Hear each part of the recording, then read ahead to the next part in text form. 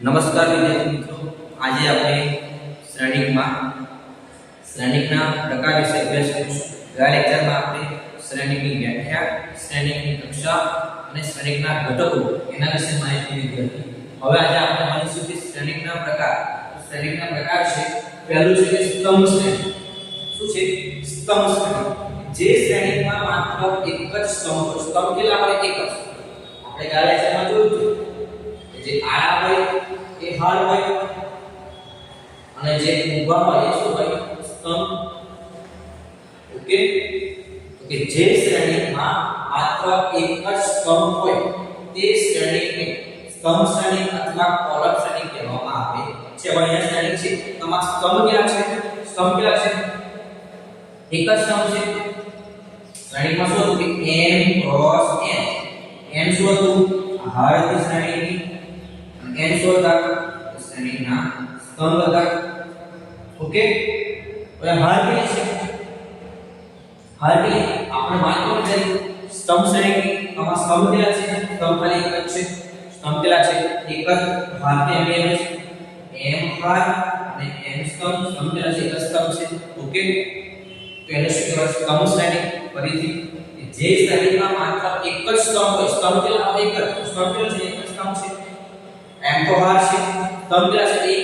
આ જે પણ શ્રેણી છે m ક્રોસ 1 એટલે કે m હાર અને n સ્તંભ પ્રકારનો શ્રેણી છે. બીજું છે હાર શ્રેણી એટલે કે રો મેટ્રિક્સ. જે શ્રેણીમાં માત્ર એક જ હાર હોય તે શ્રેણીને હાર શ્રેણી એટલે કે રો મેટ્રિક્સ કહેવામાં આવે છે. જે શ્રેણીમાં માત્ર હાર કેટલી હોય? એક જ હાર હોય. હાર કેટલી હોય? હાર એક જ છે. હાર એટલે m ક્રોસ n થાય. હાર કેટલી છે? એક હાર છે.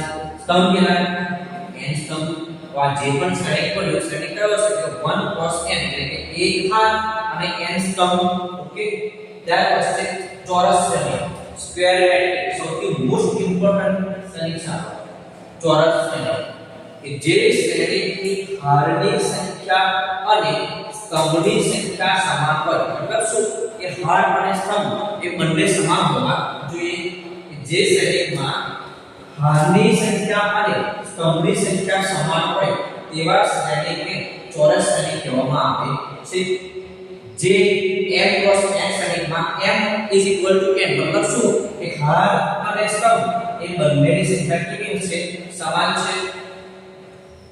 હોય તો n ક્રોસ n શ્રેણી કહેવામાં આવે છે અને તેને n કક્ષાવાળી શ્રેણી કહેવામાં આવે છે. દાખલા તરીકે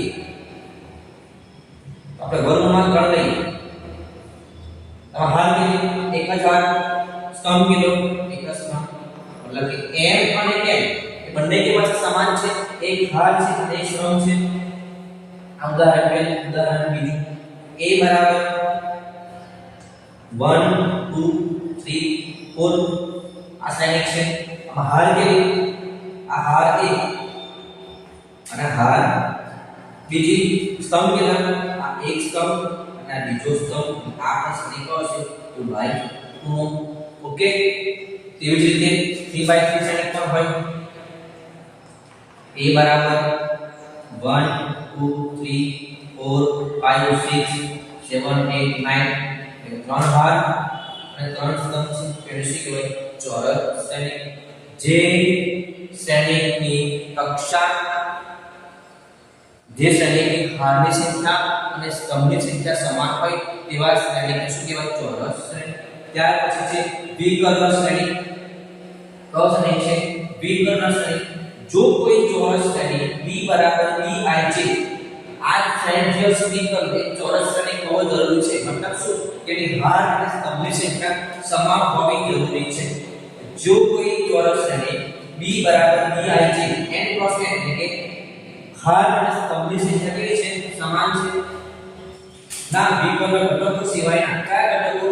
વિકર્ણ ઘટકો સિવાયના બધા જ ઘટકો શૂન્ય. વિકર્ણ ઘટક સિવાયના બધા જ ઘટકો 0 હોય તો વિકર્ણ શ્રેણી કહેવાય. એટલે કે ડાયગોનલ મેટ્રિક્સ કહેવામાં આવે છે. જો શ્રેણી b બરાબર bij એ સમાન કક્ષાની શ્રેણી છે એટલે કે ચોરસ શ્રેણી છે. માં i = j. i અને j ની સરખી કિંમત માટે કઈ કિંમત માટે સરખી કિંમત માટે bij 0 એટલે ij બંને સરખા લેવાના નહીં સરખી કિંમત ના હોય જોઈ ઉદાહરણ a બરાબર શું છે આપણને વ્યાખ્યા જો કે વિકર્ણ ઘટકો સિવાયના બાકીના બધા ઘટકો 0 વિકર્ણ ઘટકો કહેવાય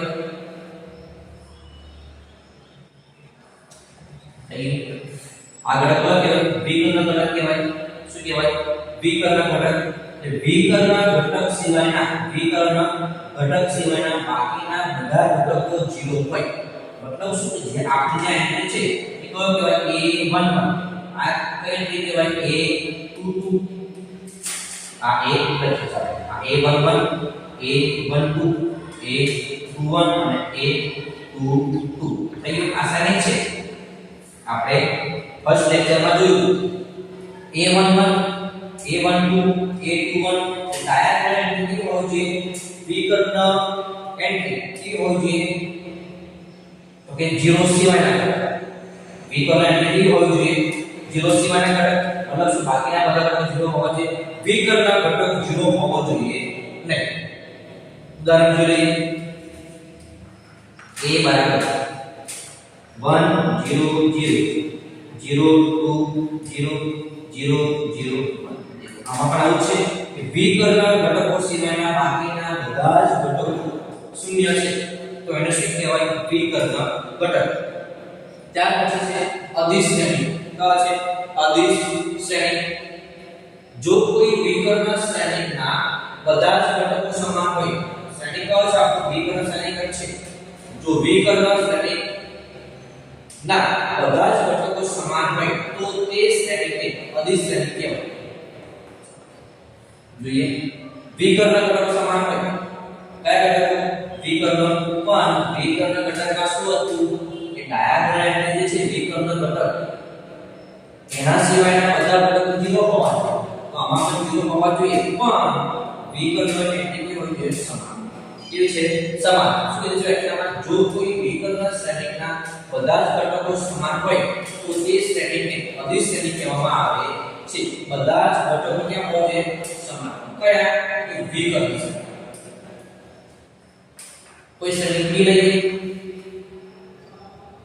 √3 0 0 0 √3 0 0 0 વિકર્ણ ઘટકો સમાન છે બાકીના બધા ઘટકો 0 તો એને શું કહેવાય અદિશ શ્રેણી વિકર્ણ ઘટકમાં શું હતું કે વિકર્ણ સિવાયના બાકીના બધા 0 હતા પણ વિકર્ણ સમાન હતા નહીં અદિશમાં શું છે કે વિકર્ણ ઘટકો સમાન હોય તો એને શું કહેવાય કે અદિશ શ્રેણી તો અહીંથી પ્રશ્ન મળી જાય કે દરેક અદિશ શ્રેણી કે વિકર્ણ શ્રેણી થાય તમારે ચેક કરવાનું શું પ્રશ્ન કે દરેક અદિશ શ્રેણી કે વિકર્ણ શ્રેણી થાય તમારે ચેક હોમવર્કમાં કરવાનું છે તો એકમ શ્રેણી જો કોઈ ચોરસ શ્રેણીના બધા જ વિકર્ણ ઘટક શ્રેણી ચોરસ હોવો જોઈએ એના પાછળ વિકર્ણ ઘટકો એક હોય અને બાકીના બધા ઘટકો 0 હોય તો તે શ્રેણીને એકમ શ્રેણી એટલે આઇડેન્ટિટી મેટ્રિક્સ કહેવામાં આવે છે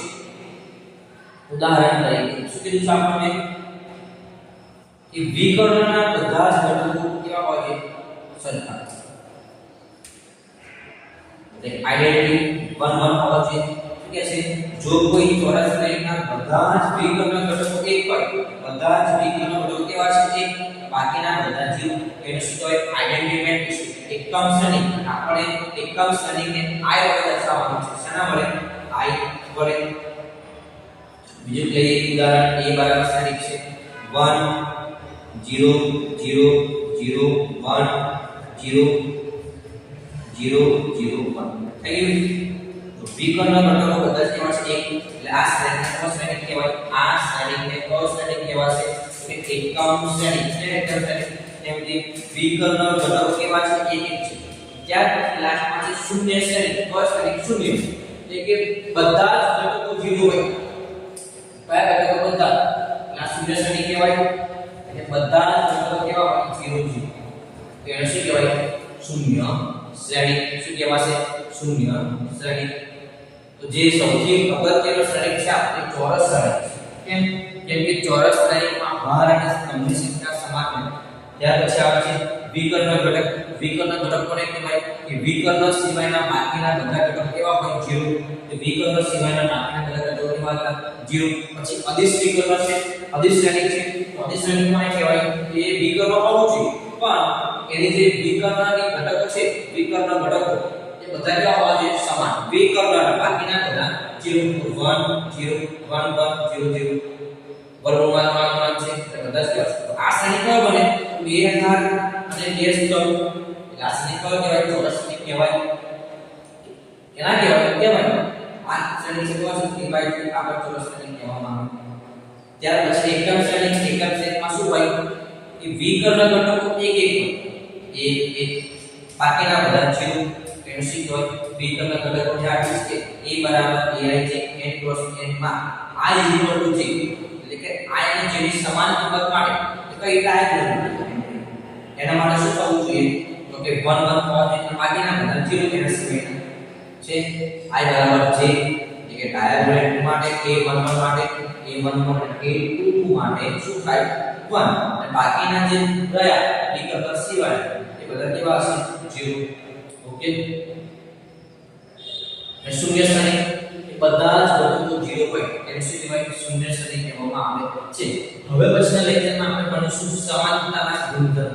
શ્રેણીના સમાનતાના ગુણધર્મ અને ત્યાર પછી આપણે સ્વાધ્યાય પર આવી જશું. દાખલા ગણીશું. ચાલો આમાં પણ કોઈ તો કોઈ તમારે આ બધું જ ઘરેથી તૈયાર કરવું છે. હાર શ્રેણી એક હાર સ્તંભ હોય એક સ્તંભ હોય પછી ચોરસ શ્રેણી છે વિકર્ણ શ્રેણી છે. ઓકે હવે આપણા આગલા લેક્ચરમાં આપણે ભણીશું કે શ્રેણીની સમાનતાના ગુણધર્મ. ઓકે.